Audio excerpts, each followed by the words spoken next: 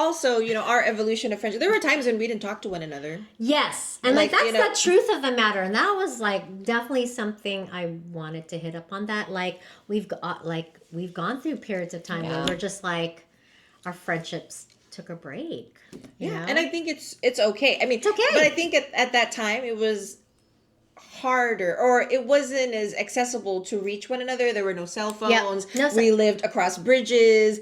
There were no real opportunities for us to see one another unless there was a concerted effort. I remember after MJ and I didn't talk for a while, our first time that we saw each other was because I think it was somebody's birthday at a TGI Friday. Oh, was it? Yes. I don't even remember. And it was awkward at first. Was it Julie's birthday? Maybe. I know it was in San Mateo. Okay, then it was. Remember, it was right. across. It was Julie's birthday, and it was the first time we've seen each other. Yes. In a long time after not getting along over something. Oh, I remember what it is. Yeah, I do too. But we don't need to rehash. But I mean, it was awkward, but then we worked our way through, and I think it took some time. And you're young too. When you're in your 20s, you don't know how to navigate those emotions. You really don't. You don't. I know I didn't. I mean, our brains are still developing. Yeah. So at that moment, it's the most important thing in your mind, and you're you hurt my feelings.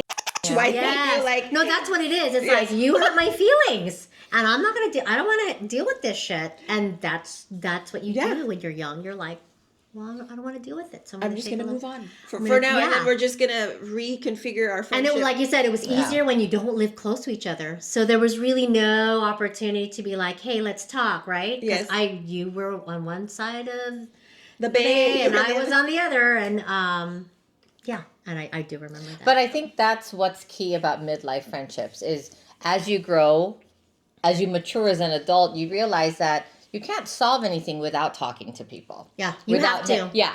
And then, if you make the decision to end the friendship or something like that, or, to end something, there still has to be some sort of a conversation, I think, where it's like, this just isn't working. I don't know.